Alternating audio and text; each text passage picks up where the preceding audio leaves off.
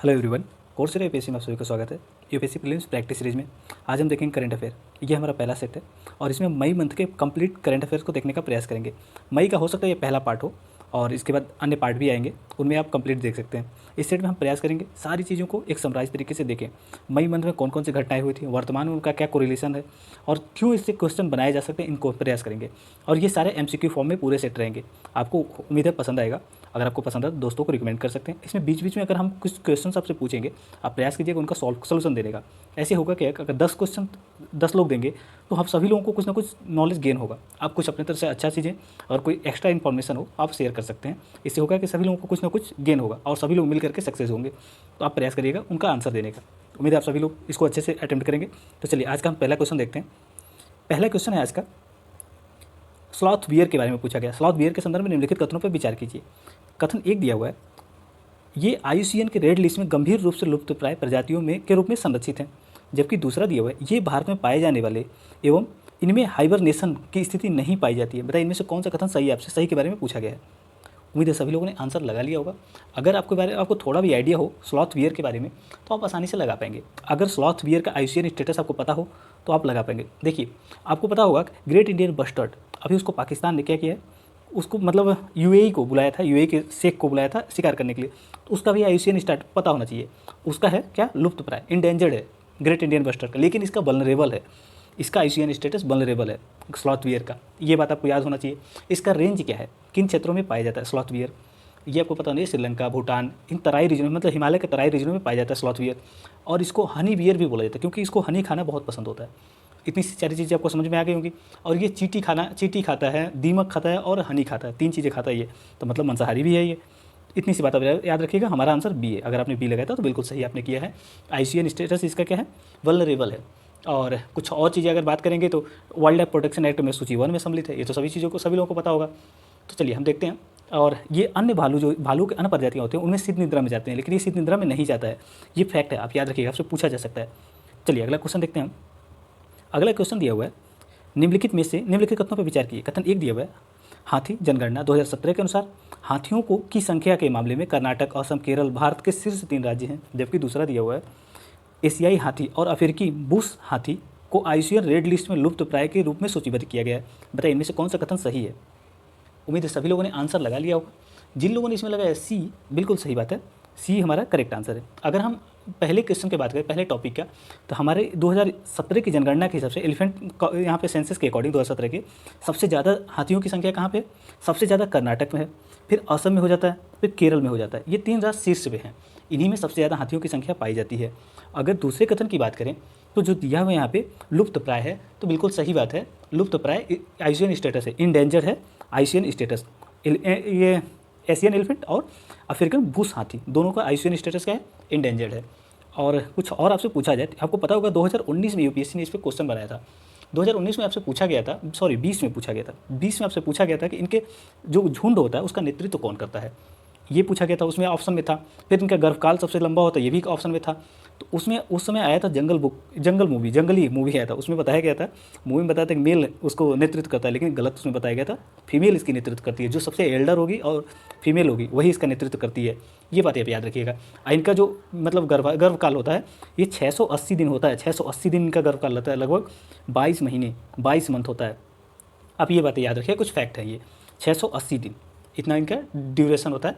और अगर आपसे पूछा जाए कि एक नॉर्मल मतलब जो एलिफेंट होती है वो कितने ड्यूरेशन के बीच में गर्भ धारण करती है, तो देखिए ये 4 वर्ष के ड्यूरेशन पे गर्भ धारण करती है। एक अगर हो गया बच्चा तो दूसरे 4 साल बाद ही ये फिर प्रेग्नेंट होती है।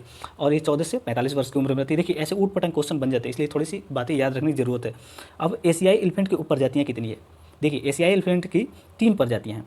कौन कौन सी हैं ये आपको याद होना चाहिए। पहली तो इंडियन है, दूसरा सुमात्रा, तीसरा श्रीलंका है। आप तीनों प्रजातियों के बारे में याद रखिएगा। पहला कौन से है, इंडियन, दूसरा सुमात्रा और तीसरी श्रीलंका है। उम्मीद आपको समझ में आ गई होगी। हम अगला देखते हैं। अगला क्वेश्चन है, अटल न्यू इंडिया चैलेंज निम्नलिखित में से किसका एक प्रमुख कार्यक्रम है। ये तो सभी लोगों को पता होगा, ये धूमधाम से सभी लोग लगा लेंगे। इसमें सभी लोगों को पता होगा, नीति आयोग का है ये अटल न्यू इंडिया चैलेंज। ये क्यों लाया गया, देखिए इसमें ये इसलिए लाया गया ये अटल न्यू इंडिया चैलेंज कि जो हमारे भारत के समस्याएं हैं वो प्रौद्योगिकी के माध्यम से उनको हल किया जाए, इसीलिए लाया गया है। उम्मीद है सभी लोग किसी समझ में आ गई होगी, सभी लोगों का ये सही भी होगा। आपको कमेंट करके बताना है कि कब लॉन्च किया गया था अटल न्यू इंडिया चैलेंज। चलिए अगला हम देखते हैं। अगला क्वेश्चन दिया हुआ है, निम्नलिखित कथनों पर विचार कीजिए। कथन एक दिया हुआ है, अर्धचालकों की विद्युत चालकता एक कंडक्टर एवं इंसुलेटर के मध्य होती है। जबकि 2 दिया हुआ है, सिलिकॉन, जर्मेनियम, गैलियम आर्सेनाइड अर्धचालक के उदाहरण है। आपको इनमें से बताना है कौन सा कथन सही है। उम्मीद है सभी लोगों ने आंसर लगा लिया होगा। जिन लोगों ने सी लगाया बिल्कुल सही बात है, सी हमारा करेक्ट आंसर यहाँ पे होता है। देखिए इनका उपयोग कहाँ होता है, डायोड में होता है, ट्रांजिस्टर में होता है और इंटीग्रेटेड सर्किट में होता है। इंटीग्रेटेड सर्किट में आईसी के रूप में यूज होता है इनका। तो ये चीज़ें आपको पता होगी। आप लोगों ने नोड का नाम सुना होगा, ओशियन नोड। हमारे वहाँ एक मिशन चलाया जा रहा है, मिशन ओशियन, समुद्र मिशन कुछ ऐसे करके है, जैसे मंगल मिशन है वैसे समुद्र मिशन है, चलाया जा रहा है। उसमें क्या करने के लिए, जो इंडियन ओशियन में नोड होते हैं, आप लोगों ने पढ़ा होगा, नोड आप डाल के देखेंगे तो इतने बड़े होते हैं नोड, उनमें बहुत ही इंपॉर्टेंट मिनरल्स पाए जाते हैं, धातुएं पाई जाती हैं, जिनका यूज होता है हमारे इलेक्ट्रॉनिक सेक्टर में। उसके लिए सरकार ने ओशियन मिशन चलाया है। अब उसके बारे में थोड़ा सा डिटेल पढ़ लीजिए, हो सकता है फिल्म से पूछा जाए आपसे, तो आप उस चीज़ के बारे में थोड़ा सा साइड में आप रफ रख लीजिए, उसके बारे में लिखते जाइएगा, तो आप उसके बारे में थोड़ा सा देख लेंगे। और अर्थ साइंस मिनिस्ट्री का वो ये स्कीम है। चलिए हम अगला देखते हैं। अब यहाँ पे सारे डिटेल तो पढ़ पाना बहुत मुश्किल है, आप नोट कर लीजिए, उसको बाद में जाके पढ़ लीजिएगा। चलिए अगला है, राष्ट्रीय पाठ्यक्रम की रूपरेखा के संदर्भ में निम्नलिखित कथनों पर विचार कीजिए। कथन एक दिया हुआ है, इसे नई राष्ट्रीय शिक्षा नीति 2020 के आधार पर तैयार किए गए हैं। जबकि 2 दिया हुआ है, राष्ट्रीय पाठ्यक्रम की रूपरेखा के विकास को शिक्षा मंत्री की अध्यक्षता में राष्ट्रीय संचालन समिति के द्वारा निर्देशित किया जा रहा है। कथन 3 दिया हुआ है, प्रौढ़ शिक्षा के लिए राष्ट्रीय पाठ्यक्रम की रूपरेखा नए पाठ्यक्रम का हिस्सा है। बताइए इनमें से कौन सा कथन सही है। उम्मीद है सभी लोगों ने आंसर लगा लिया होगा। अगर यहाँ पे हम दूसरे कथन की बात करें कि शिक्षा मंत्री इसकी अध्यक्षता किए थे, ये बिल्कुल गलत बात है। शिक्षा मंत्री नहीं किए थे, कस्तूरी रंगराजन ने किया था इसकी अध्यक्षता, जो एनसीईआरटी समूह के साथ मिलकर के इसका निर्माण किए थे, वही इसकी अध्यक्षता किए थे। इसलिए हमारा दूसरा कथन तो गलत हो जाता है, वहीं पहले और तीसरे हमारे कथन सही हैं। अब देखिए इसमें सम्मिलित क्या क्या किया गया है। इसकी मूल रूप से 4 घटक हैं, जैसे कि NCFSC। इसमें क्या होगा, NCFSC में स्कूली शिक्षा के लिए गठन किया जाएगा। ये सब चीज़ें तो इंपॉर्टेंट नहीं है, बस इसमें आपको याद रखने की जरूरत थी। नई शिक्षा नीति 2020 में तैयार की गई थी, इसका आधार 2020 में तैयार किया गया था। और इसमें किससे संबंधित है, प्रौढ़ शिक्षा से संबंधित भी प्रोविजन इसमें शामिल किए गए हैं। शिक्षकों की शिक्षा से संबंधित भी प्रोविजन शामिल किए गए, इसमें बचपन की देखभाल से संबंधित प्रोविजन शामिल किए हैं, आंगनबाड़ी के लेवल पर भी इसमें प्रोविजन सम्मिलित किए गए हैं। साथ ही स्कूली शिक्षा के लिए, मतलब एक तरह से इंटीग्रेटेड एजुकेशन के लिए इसमें प्रावधान किए गए हैं नई शिक्षा नीति में। इतनी सी बात आपको याद रखने की जरूरत है। और अध्यक्षता इसकी किसने की थी, जैसे कि राष्ट्रीय पाठ्यक्रम की रूपरेखा तैयार करने में इसके कस्तूरी रंगराजन और एनसीईआरटी समूह ने मिलकर के इसको तैयार किया था। ये बातें आपको याद रखने की जरूरत है। चलिए अगला क्वेश्चन है। अब अगला क्वेश्चन आपसे पूछा जाए, बसवेश्वर की शिक्षा के संबंध में निम्नलिखित कथनों पर विचार कीजिए। आपको बताना है लिंगायत के संबंध में बसवेश्वर की शिक्षा के संदर्भ में निम्नलिखित कथनों पर विचार कीजिए। कथन एक दिया हुआ है, अरिबू आचार एवं अनुभव की उनके सिद्धांत परमात्मा के साथ मिलकर के मिलन के लिए समग्र दृष्टिकोण की वकालत करते हैं। अरिबू आचार अनुभव के उनके सिद्धांत परमात्मा के साथ मिलन के लिए समग्र दृष्टिकोण की वकालत करते हैं। जबकि दूसरा कहा गया, कायाका बसवेश्वर द्वारा दिया गया सामाजिक आर्थिक सिद्धांत है, जिसके अनुसार समान कार्य के लिए समान आय होनी चाहिए। ये बात इन्होंने कहा था कायाका में, बसवेश्वर ने। बताइए इनमें से कौन सा कथन सही है। होता क्या है, ज़्यादा जल्दी पढ़ने में गलतियाँ ज़्यादा होती हैं। जैसे कि पिछले सेट में हमने गलती कर दिया था, उसमें पूछा गया था इलेक्शन कमीशन के बारे में, हमने सुप्रीम कोर्ट के बारे में आर्टिकल बार बार पढ़ दिया था, 124 से बार बार पढ़ रहे थे, जबकि 324 होता है। इसलिए जल्दीबाजी पढ़ने में गलतियाँ हो जाती है, आप थोड़ा सा ध्यान देते रहिएगा। चलिए इसमें जिन लोगों ने लगाया है बी, तो उनका बिल्कुल सही है। यहाँ पूछा क्या गया है, यहाँ आपसे पूछा गया है, सॉरी यहाँ पे गलत सही पूछा गया ना, तो सही हमारा केवल इसमें ए है, दूसरा गलत है। क्योंकि कवायक जो है, कायका का मतलब ये होता है, कायका इन्होंने दिए थे ईश्वर के कार्य, मतलब इन्होंने 3 सिद्धांत दिए थे बसवेश्वर ने, 2 सिद्धांत दिए थे बसवेश्वर ने, 2। एक तो हो गया कायका, यहाँ पे दिया हुआ कायका के बारे में। दूसरा इन्होंने दिया था दसोह दिया था इन्होंने, दसोह। इसका मतलब ये होता है, दसों का मतलब समान कार्य के लिए समान आय। अगर सभी लोग मेल फीमेल दोनों एक ही कार्य कर रहे हैं तो उनको एक बराबर आय मिलना चाहिए, ये दसों में दिखाए थे इन्होंने। जबकि कायका का मतलब ये है कि ईश्वर के कार्य, जैसे समाज के प्रत्येक व्यक्ति को अपना कार्य करना चाहिए, ईमानदारी से करना चाहिए, ये कायका में कहे थे। जबकि दसों में सभी को समान कार्य के लिए समान वेतन के मिलने चाहिए, इसमें ये बातें दी गई थी। तो उम्मीद है आपको समझ में आ गई होगी। तो जिसको सच्चा ज्ञान भी बोलते हैं, इतनी बात आप याद रखिएगा। किसको सच्चा ज्ञान बोलते हैं, अरिबू को सच्चा ज्ञान बोलते हैं। आप इतनी याद रखिएगा। इसके बारे में अरिबू के बारे में पूछा जा सकता है, अरिबू का संबंध किससे, तो आप याद रखिए बसवेश्वर भी दे सकता है, या फिर इसका अर्थ पूछा जा सकता है, आप याद रखिए सच्चा ज्ञान। इसमें हमारा सही आंसर ए है। चलिए अगला देखते हैं। अगला है विश्व प्रेस सूचकांक निम्नलिखित में से किस संस्था द्वारा जारी की जाती है। आपसे पूछा गया विश्व प्रेस सूचकांक के बारे में। ए दिया है एमनेस्टी इंटरनेशनल, बी दिया है ब्रिटिश ब्रॉडकास्टिंग कॉरपोरेशन, सी दिया है रिपोर्टर्स सेंस फ्रंटियर और डी दिया है विश्व न्याय परियोजना। तो बताइए इसमें से किसके द्वारा जारी किया जाता है विश्व प्रेस स्वतंत्रता सूचकांक। उम्मीद है सभी लोगों ने आंसर लगा लिया होगा। अब यहाँ पे दिया है रिपोर्टर सेंस फ्रंटियर या फिर इसको रिपोर्टर विदाउट बॉर्डर, दोनों एक ही सब सेंटेंस है। रिपोर्टर विदाउट बॉर्डर के नाम से भी जाना जाता है और रिपोर्टर सेंस फ्रंटियर दोनों के नाम से जाना जाता है। ये फ्रांस की संस्था है और यही जारी करती है विश्व प्रेस स्वतंत्रता सूचकांक। उम्मीद है सभी लोगों ने आंसर लगा लिया होगा। देखिए इसमें ये कहा जाता है कि प्रेस की जो गुणवत्ता उस पर नहीं बात की जाती है, उनको कितना इंडिपेंडेंट है बिना सरकार के बाधा के ये अपने समाचार को प्रकाशित कर पाते हैं, इस पर चर्चा की जाती है। इसमें किसमें विश्व प्रेस स्वतंत्रता सूचकांक में गुणवत्ता पे कोई बात नहीं की जाती। इसीलिए इस प्रेस को लेकर के कोई खास इंपॉर्टेंस नहीं रह जाता है, लेकिन फिर भी इसको लेकर के हमेशा दी जाती है। हमारी रैंकिंग हमेशा गिरती जा रही है। अगर आपसे पूछा जाए कि भारत की इस बार रैंकिंग क्या है, तो बताइए इस बार भारत की रैंकिंग इसमें क्या है, कितनी है।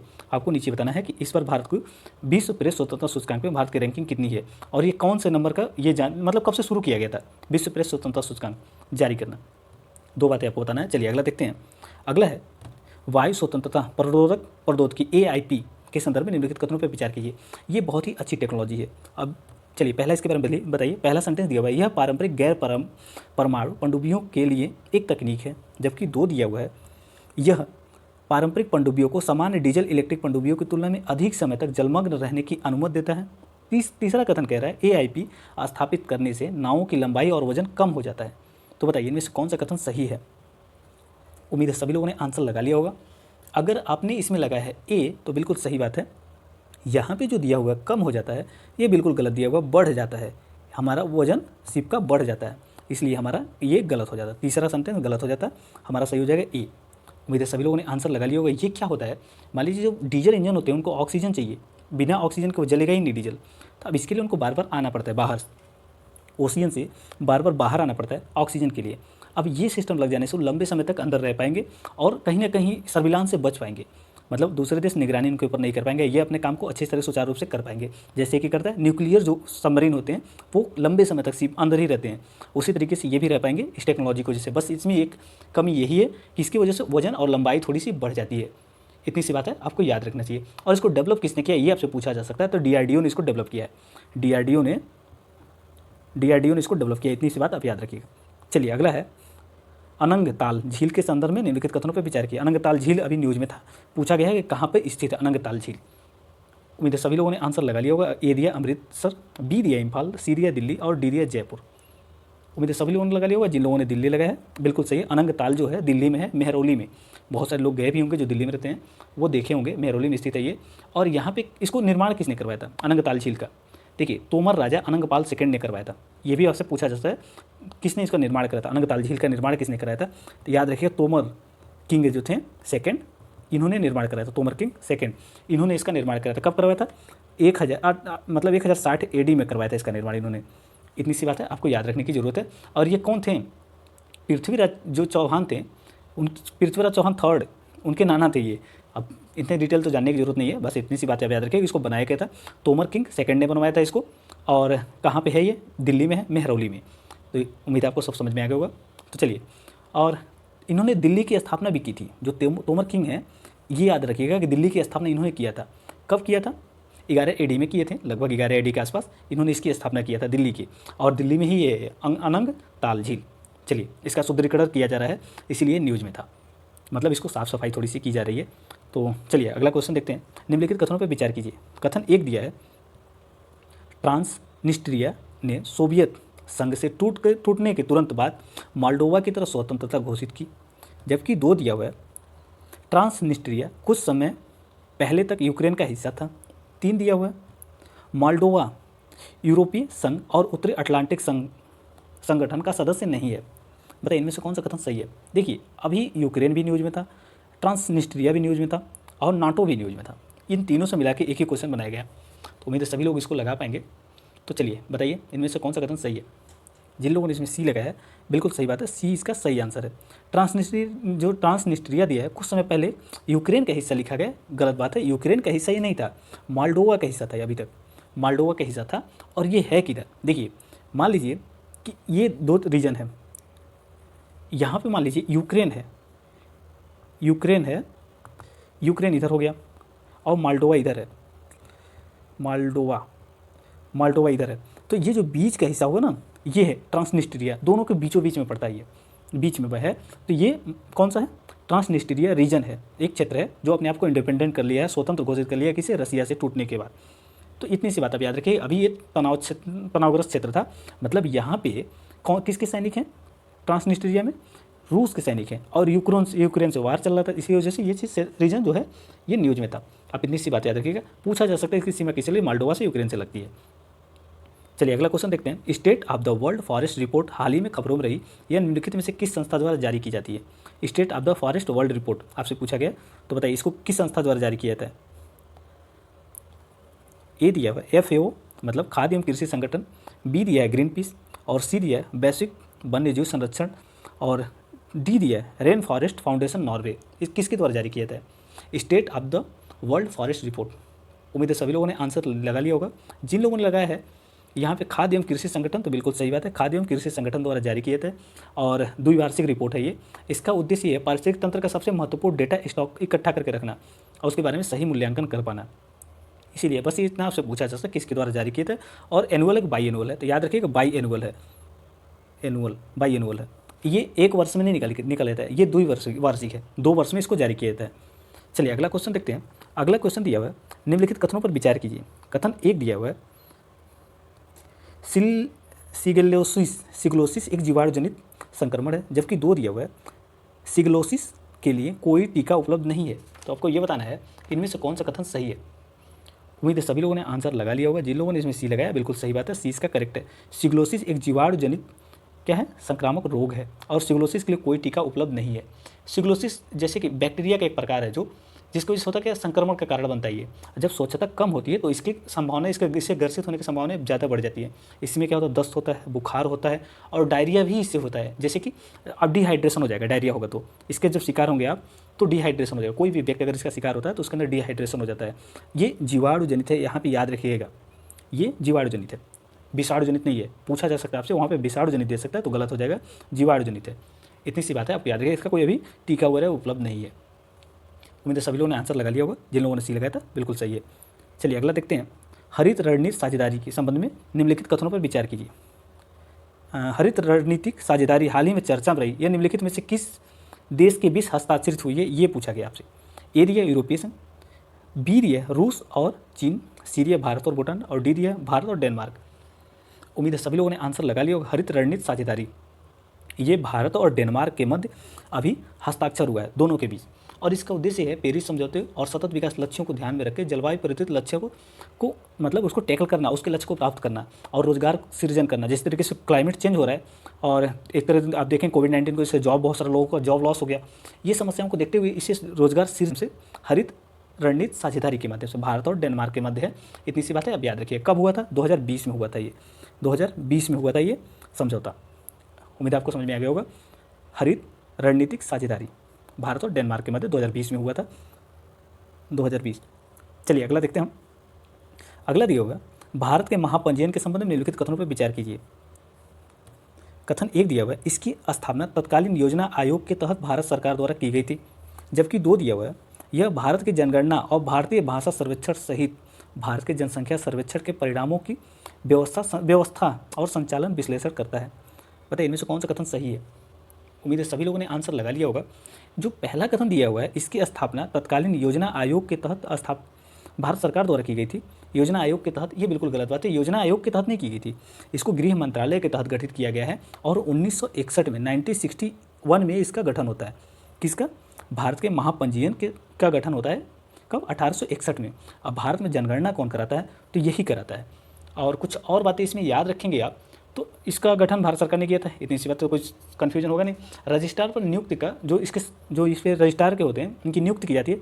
ये जो सेक्रेटरी लेवल के अधिकारी इस पर नियुक्त होते हैं इसके लिए, तो राज्य सचिव लेवल के जो भी नियुक्त होते हैं इसके अधिकारी, वो सचिव लेवल के होते हैं, तो उनकी नियुक्ति की जाती है इस पद के लिए। तो उम्मीद है सभी लोगों ने आंसर लगा लिया। जिन लोगों ने बी लगाया था उनका बिल्कुल सही है। जो पहला कथन दिया था योजना आयोग के तहत गठित किया गया था, नहीं, ये गृह मंत्रालय के तहत गठित किया गया था। 1961 के तहत गठित किया गया था, 1961 में गठित किया गया था। चलिए अगला क्वेश्चन है, निम्नलिखित में से कौन से नॉर्वे के साथ भूमि साझा करते हैं? आपको बताना है कि कौन कौन देशों की सीमा नॉर्वे के साथ लगती है। कथन 1 दिया हुआ है डेनमार्क, जबकि 2 दिया हुआ है स्वीडन, 3 दिया है फिनलैंड, 4 दिया हुआ है आइसलैंड और 5 दिया है रूस। उम्मीद है सभी लोगों ने आंसर लगा लिया होगा। जिन लोगों ने लगाया सी उनका बिल्कुल सही है। बताइए किसकी किसकी सीमा लगती है? आप देखेंगे तो स्वीडन की सीमा लगती है, बिल्कुल सही बात है। फिर देखेंगे आइसलैंड की सीमा लगती है, फिर रूस की सीमा लगती है। यहाँ पे ना फिनलैंड की लगती है ना डेनमार्क की लगती है, इन दोनों की सीमा इसे नॉर्वे से नहीं लगती। हम लोगों ने इसके बारे में पहले से करंट अफेयर सीरीज में भी इसको प्रैक्टिस किया था मैप के साथ बहुत अच्छे से, वहीं से सेम इस तरह का क्वेश्चन हमने बनाया था, वहाँ पे हम लोगों ने प्रैक्टिस किया था। चलिए अगला क्वेश्चन देखते हैं। हाल ही में चर्चा में रही खाद्य संकट पर वैश्विक रिपोर्ट 2022 किस संस्था द्वारा जारी की गई है? ए दिया है यूनेस्को, बी दिया है अक्षय पात्र फाउंडेशन, सी दिया है global network against food crisis और डी दिया है G20 देशों द्वारा। तो बताइए किस संस्था द्वारा जारी किया गया है खाद्य संकट पर वैश्विक रिपोर्ट 2022? उम्मीद है सभी लोगों ने आंसर लगा लिया होगा। Global network against food crisis ने इसको जारी किया है, ये बात आप याद रखिएगा।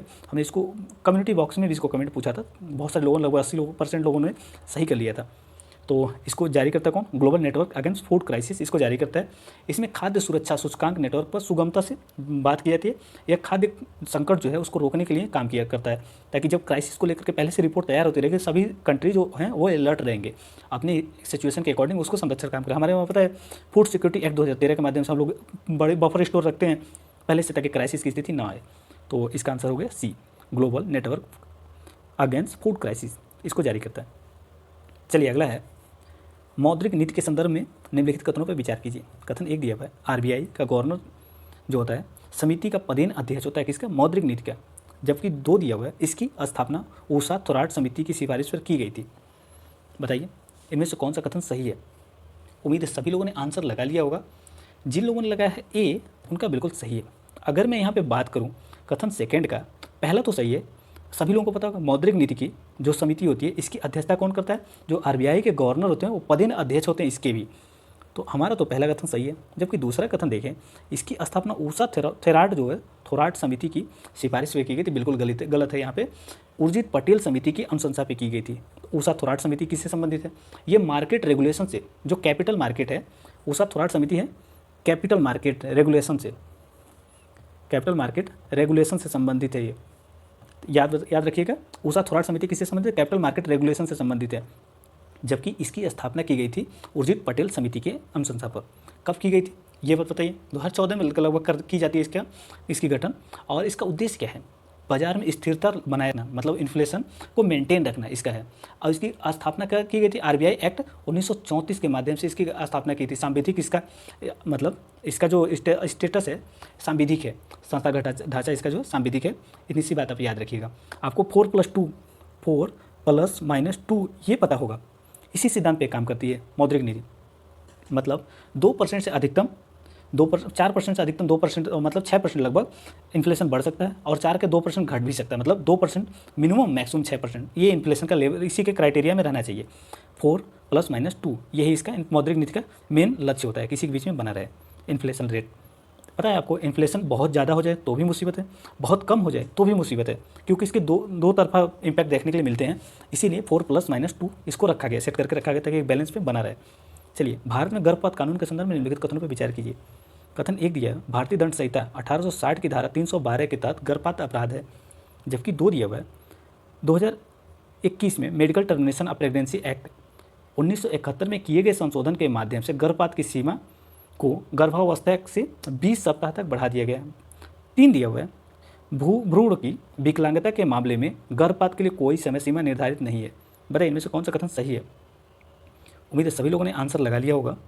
जिन लोगों ने इसमें लगाया है बी, तो बिल्कुल सही बात है। देखिए यहाँ पे 20 सप्ताह जो दिया हुआ है ये गलत दिया हुआ है, यहाँ पे 24 वीक है, 24 वीक है, इसलिए हमारा दूसरा कथन यहाँ पे गलत हो जाता है। पहला और तीसरा सही है।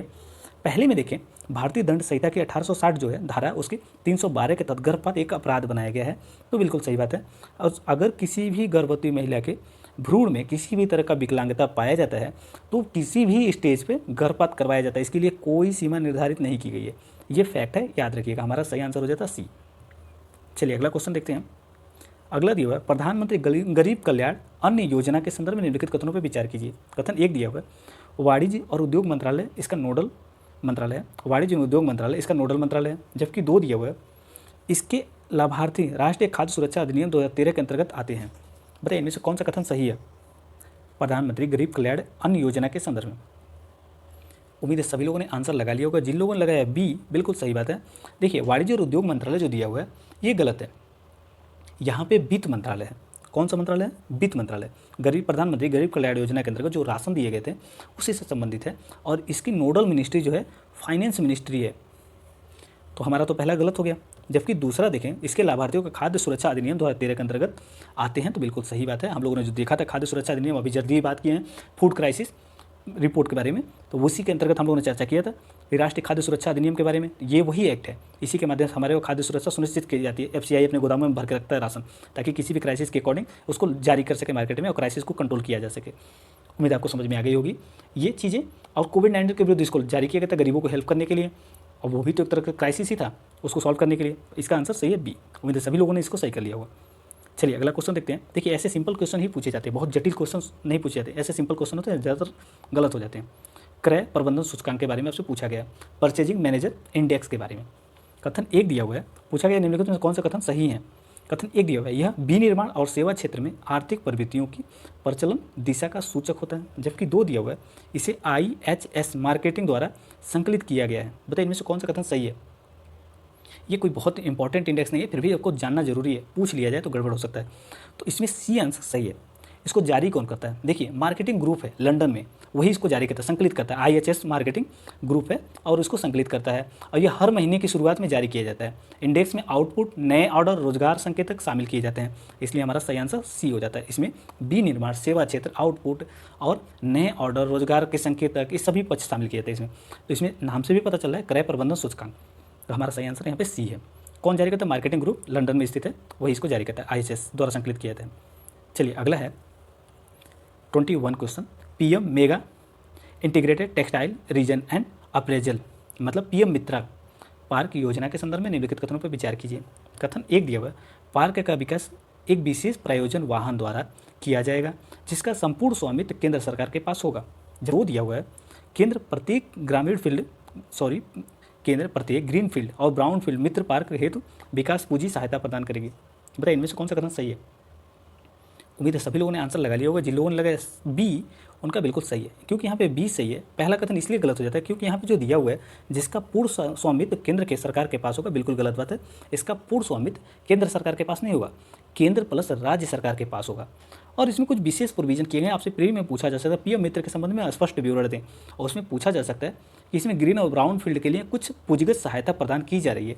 बिल्कुल सही बात है, कुछ पूंजीगत सहायता प्रदान की जैसे कि ग्रीन फील्ड में अगर आप कोई प्रोजेक्ट लगाएंगे तो आपको 500 करोड़ तक का मतलब इंसेंटिव मिलेगा। वहीं अगर ब्राउन फील्ड में आप यहाँ पे कुछ इंफ्रास्ट्रक्चर लगाएंगे, आप यहाँ पे अपना व्यापार शुरू करेंगे, तो आपको कितना मिलेगा? 200 करोड़ तक का इंसेंटिव मिलेगा।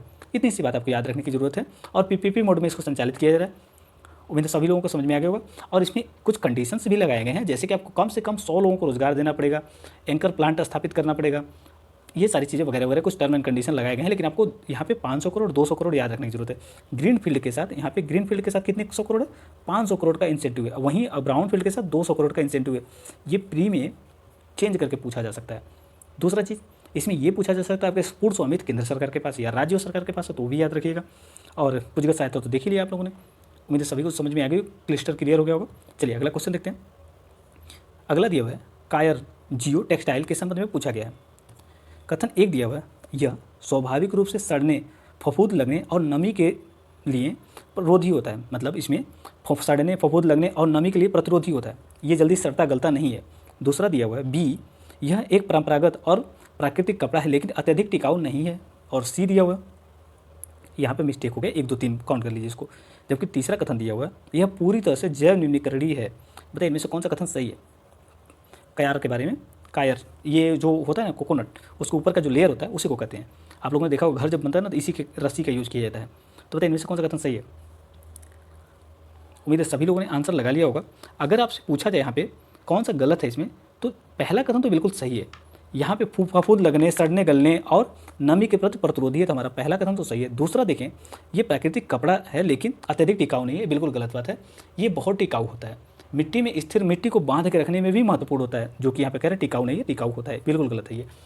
वहीं देखें तो तीसरा कथन, यह पूरी तरह से जैव न्यूनीकृत है, बिल्कुल सही है। हमारा सही आंसर रहता है 1 और 3। आप लोगों को बेसिक नॉलेज से भी ये सही हो सकता है, एक बहुत डिफिकल्ट क्वेश्चन नहीं था, चलिए अगला क्वेश्चन दिया हुआ है, दाविंसी प्लस और वेरिटस वेरिटस हाल ही में चर्चा में रहे निम्नलिखित में से किससे संबंधित है? दाविंसी प्लस और वेरिटस, ये इसके बारे में आपसे पूछा गया। कथन ए दिया हुआ है, विश्व का नया मानचित्र अभ्यास है, मानचित्रण अभ्यास है। जबकि बी दिया हुआ है यहाँ पे शुक्र के लिए नया नासा की जांच है, नए नासा की जांच है। और सी दिया हुआ इटली में पाए गए एक पुरातात्विक स्थल। और डी दिया भूमध्य सागर में सक्रिय ज्वालामुखी। तो बताना है आपको किससे संबंधित है ये। उम्मीद है सभी लोगों ने आंसर लगा लिया होगा। जिन लोगों ने बी लगाया है बिल्कुल सही बात है, बी हमारा यहाँ सही आंसर है। देखिए यहाँ पे दाविंसी के बारे में दिया गया है, तो दाविंसी क्या है? शुक्र ग्रह के वातावरण का अध्ययन करेगा, वहाँ से गैसों का मापन करेगा, यहाँ पे दाविंसी। वहीं वेरिटस के बारे में बात करें तो वेरिटस क्या करेगा? ये चट्टानी ग्रह की सतह का मानचित्रण करेगा, भूगर्भ का अध्ययन करेगा। ये दोनों शुक्र ग्रह के लिए नासा के मिशन है। उम्मीद आपको सब कुछ क्रिस्टल क्लियर हो गया होगा। दाविंसी किससे संबंधित है? शुक्र ग्रह के वातावरण का अध्ययन करेगा। वहीं वेरिटस ये क्या करेगा? वहाँ के चट्टानी ग्रह जो है उनका मानचित्रण करेगा, उनके भूगर्भिक संरचना के बारे में जानकारी देगा। तो हमारा सही आंसर यहाँ पे बी हो जाता है। अगर आपने बी लगाया था तो बिल्कुल सही है। चलिए कथन यहाँ पे तो कहते हैं 24, वेस्ट बैंक नाम से जाना जाने वाला क्षेत्र कभी कभी संबंधित घटनाओं के कारण चर्चा में रहता है, जो निम्नलिखित में से है? ए दिया मध्य एशिया, बी दिया पश्चिम एशिया, सी दिया दक्षिण पूर्व एशिया और डी दिया मध्य पूर्व। बताइए इनमें से किसके संबंध में है सही? आप लोगों ने इजराइल का नाम सुना होगा, तो सही आंसर आपका हो जाएगा बी। ये इजराइल के रीजन में, ये इजराइल के नियंत्रण में 1967 से ही है, 1967 से ही इजराइल के नियंत्रण में ये रीजन है वेस्ट बैंक। और वेस्ट बैंक है किधर? इजराइल और जॉर्डन के बीच में स्थित पड़ता है। अगर इजराइल इधर है तो बीच में ये पड़ता है, फिर जॉर्डन है।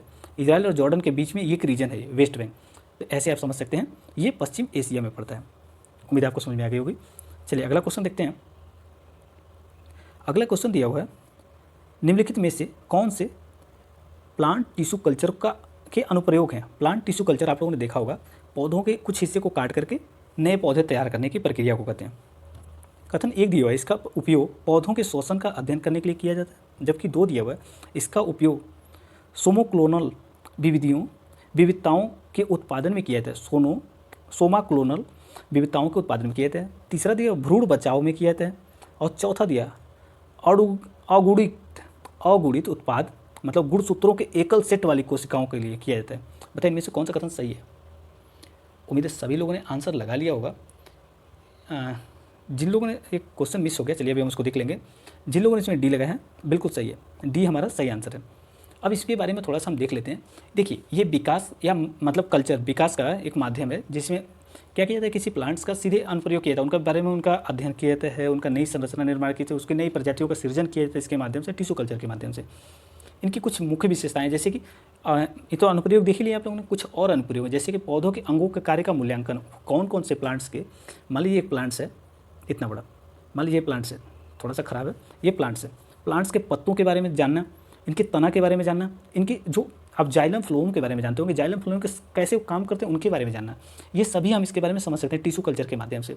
वहीं रोगों का अध्ययन कर सकते हैं, इनके प्लांट्स पीले क्यों होते हैं, पत्ते क्यों पीले हो रहे हैं, इसके बारे में जान सकते हैं, ये ग्रो क्यों नहीं जल्दी कर रहे हैं, इसके बारे में जान सकते हैं। मतलब एक तरह से इसकी पूरी संरचना हम निर्धारित कर सकते हैं और इसको हम इकट्ठा करके रख सकते हैं। मान लीजिए कोई प्लांट से विलुप्त होने के कगार पे है तो उसके हम जर्म को इकट्ठा करके संरक्षित कर सकते हैं। जैसे आप लोगों ने सुना होगा जीन बैंक, उसी तरीके से इसके भी हम जर्म को इकट्ठा कर सकते हैं। और आईवीएफ के माध्यम से जो अपरिपक्व टिश्यू हैं उनको फिर से हम तैयार कर सकते हैं। जैसे कि आईवीएफ इसमें जानते होंगे आप लोग कि जिन महिलाओं के बच्चे नहीं होते हैं उनको आईवीएफ के माध्यम से कराया जाता है, उसी तरीके से इनके जो अपरिपक्व टिश्यू होते हैं उनको भी नए पौधों के रूप में संवर्धित किया जा सकता है। ये सारी चीज़ें थी, उम्मीद आपको समझ में आ गया होगा। चलिए अगला हम क्वेश्चन देखते हैं। अगला क्वेश्चन है राष्ट्रीय परिवार स्वास्थ्य सर्वेक्षण NFHS के बारे में आपसे पूछा गया है। कथन एक दिया हुआ है, NFHS के उत्तरोत्तर चरणों का मुख्य उद्देश्य स्वास्थ्य परिवार कल्याण से संबंधित विश्वसनीय एवं तुलनीय डेटा प्रदान करना है। जबकि दूसरा कथन दिया NFHS 4 की तुलना में NFHS 5 में अधिकांश राज्यों और केंद्र शासित प्रदेशों में अधिक वजन और मोटापे की व्यापकता में कमी आई है। तीसरे कथन में कहा गया भारत में केवल 10 राज्य ऐसे हैं जो 2.1 के प्रजनन क्षमता के प्रतिस्थापन से ऊपर हैं। तो बताइए इनमें से कौन सा कथन सही है? उम्मीद है सभी लोगों ने आंसर लगा लिया होगा। तो अगर हम पहले इसमें से छाँटें, आंसर बाद में देखेंगे, पहले हम इसे छाँटने का प्रयास करते हैं। तो बताइए पहला कथन सही है?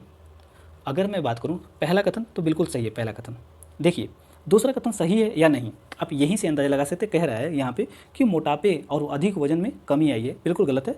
वृद्धि होने लगी है, बहुत तेज़ी से लोगों के मतलब वजन वृद्धि होने लगी है। मतलब अगर पुरुष में बात करें तो 4 में पुरुष का वजन लगभग 19% पुरुषों का वजन अधिक था, तो यहाँ पे 5 में क्या हो गया है, 23% पुरुषों का वजन बढ़ गया है। वहीं महिलाओं की बात कर लें, इसमें फीमेल में अगर 21% महिलाओं का वजन अधिक था, तो 5 फीमेल का हो गया कितने परसेंट, 24% महिलाओं का वजन अधिक हो गया है। तो आप हर जगह देख सकते हैं कितना ज़्यादा ग्रो किया, बढ़ा है, तो मतलब वजन बढ़ रहा है भारत में। वहीं अगर यहाँ पे देखें प्रतिस्थापन दर, तो भारत के 10 राज्यों ने प्रतिस्थापन दर प्राप्त नहीं किया, केवल 5 राज्यों ने प्राप्त किया, वो भी टॉपर हैं सारे, जैसे कि बिहार, मेघालय, यूपी, झारखंड, मणिपुर। ये 5 राज्य ऐसे हैं जिनका अभी भी TFR rate, total fertility rate, अभी भी 3 पॉइंट के आसपास लगभग बना है, मतलब 2.1 से अधिक बना हुआ है। जैसे कि यूपी का देखेंगे, यूपी का भी अधिक है। बिहार का देखेंगे तो बिहार इसमें 4 में 3.4 था, TFR रेट बिहार का 3.4 था, जबकि 5 में इसका 3 हो गया। अभी भी मतलब एक औरत अपने मिनिमम उम्र में 3 बच्चे पैदा करती है यहाँ पे। तो ये कुछ ऐसे राज्य जहाँ पे टॉप बना हुआ है। अगर आपसे पूछा जाए कि भारत के किस राज्य में सबसे कम TFR रेट है, याद रखिएगा सिक्किम और अंडमान निकोबार, ये ऐसे राज्य हैं जहाँ पे TFR रेट बिल्कुल कम बना हुआ है अभी भी। और इसकी पहली रिपोर्ट कब आई थी, 1992-93 में। यहाँ पे राष्ट्रीय परिवार स्वास्थ्य सर्वेक्षण पहली रिपोर्ट कब आई थी, तो याद रखिएगा 1992 और 93 में पहली रिपोर्ट आती है। ये आपसे पूछा जा सकता है, तो थोड़ा सा ख्याल रखेंगे इसका। तो यही आंसर हो जाएगा केवल एक, क्योंकि केवल एक सही था। दूसरा में आपने देख लिया कि मोटापे में कमी दिया था, जो कि गलत था, मोटापे में वृद्धि हुई है। दूसरे में दिया था 10 राज्य, जो कि 5 राज्य थे, तो हमारा सही आंसर हो जाता है ए। चलिए अगला क्वेश्चन है, उष्णकटिबंधीय चक्रवात के संदर्भ में निम्नलिखित कथनों, उष्णकटिबंधीय चक्रवात के निर्माण के लिए अनुकूल परिस्थितियाँ क्या हैं। सॉरी, यहाँ पे देखेंगे आप, उष्णकटिबंधीय चक्रवात के निर्माण के लिए अनुकूल स्थितियाँ क्या होती हैं, इसके बारे में पूछा गया है। कथन एक दिया हुआ है, 27 डिग्री सेल्सियस से अधिक तापमान वाली एक बड़ी समुद्री सतह, जबकि 2 दिया कोरियोलिस बल की अनुपस्थिति, 3 दिया हुआ ऊर्ध्वाधर हवाओं की गति में छोटे बदलाव। तो बताइए इनमें से कौन सा कथन सही है। उम्मीद है सभी लोगों ने आंसर लगा लिया होगा। अगर जिन लोगों ने इसमें लगाया है ए, बिल्कुल सही है। अगर पहले कथन की बात करें तो जो होता है ना, ओशियन का टेम्परेचर, सी लेवल का उसका टेम्परेचर, ओशियन लेवल का ऊपर लेयर जो होता है उसका टेम्परेचर कितना होना चाहिए, 27 डिग्री सेल्सियस से अधिक होना चाहिए। तो हमारा तो पहला कथन सही हो गया, 27 डिग्री सेल्सियस ऊपर होना चाहिए। अब आपको पता होगा, हमारा मान लीजिए यह अर्थ है, अब इक्वेटर है, इक्वेटर से 5 डिग्री इधर और 5 डिग्री इधर, इसको क्या कहते हैं, डोल्ड्रम रीजन बोलते हैं। मतलब यहाँ पे कोरियोलिस बल अनुपस्थित होता है। हवाएं कैसे चलती हैं, ऊर्ध्वाधर चलती हैं, तो कोरियोलिस बल के अभाव में यहाँ पे चक्रवात आएगा नहीं। यहाँ पे क्या कह रहा है, कोरियोलिस बल की अनुपस्थिति, अब कोरियोलिस बल की अनुपस्थिति होगी, चक्रवात आएगा ही नहीं। तो हमारा दूसरा कथन गलत है। तो जो कि कह रहा है कि उनके निर्माण के लिए अनुकूल स्थितियाँ, तो कोरियोलिस बल की उपस्थिति होना अति आवश्यक होता है। किसके लिए, चक्रवात के लिए। ऊर्ध्वाधर हवाओं की गति में छोटे बदलाव, बिल्कुल सही बात है, बदलाव होने आवश्यक है। अगर सिमिलर हवाएं चलेंगी तो एंटी साइक्लोनिक कंडीशन बन जाएगा, लेकिन अगर चेंज होता रहेगा तो साइक्लोन आएगा पक्का। तो हमारा सही आंसर यहाँ पे हो गया ए। कुछ अन्य चीज़ें अगर इसमें देखेंगे आप, तो लो प्रेशर जोन होना आवश्यक है, ये चीज़ें ज़रूरी है। चक्रवात की आंख के बारे में पूछ लेते हैं, चक्रवात की आंख में कैसी मतलब कंडीशन रहते हैं वहाँ पे। देखिए पहली बात, जो चक्रवात होता है साइक्लोन, उसकी आंख में जो होता है केंद्र बिंदु, वहाँ पे साफ मौसम होता है, असमानता बनी रहती है, टेम्परेचर की असमानता रहती है, सिमिलर टेम्परेचर नहीं रहता है, गर्म तापमान रहता है, लो प्रेशर रीजन रहता है। इतनी सी बात आप याद रखिएगा। और कुछ अन्य भी और जगह देखें तो भारी वर्षा भी होता है, इसकी वजह से प्रभाव देख लेते हैं, तेज़ हवाएं चलती हैं, लो प्रेशर रीजन रहता है, मौसम साफ हो जाता है इसकी वजह से आने से। इतनी सी बात आप याद रखिएगा। और कुछ अन्य भी और इसमें क्या देखने की जरूरत है कि आपको पूछा जाए कि नो साइक्लोनिक जोन कौन सा होता है, तो आप यही रीजन है no cyclonic zone. 5 degree north and south जो होता है, 5 डिग्री नॉर्थ एंड साउथ, ये नो साइक्लोनिक जोन है, इस बीच में साइक्लोन नहीं आते हैं। उम्मीद आपको समझ में आ गई होगी। तो चलिए अगला क्वेश्चन देखते हैं। कथन पहला 29, मंकी पॉक्स के संदर्भ में निम्नलिखित कथनों पर विचार कीजिए। कथन एक दिया हुआ है, मंकी पॉक्स एक वायरस है, जूनोटिक बीमारी है। 2 दिया हुआ है, यह लिम्फोडेनोपैनी का कारण बनता है। बताइए इनमें से कौन सा कथन सही है मंकी पॉक्स के संदर्भ में।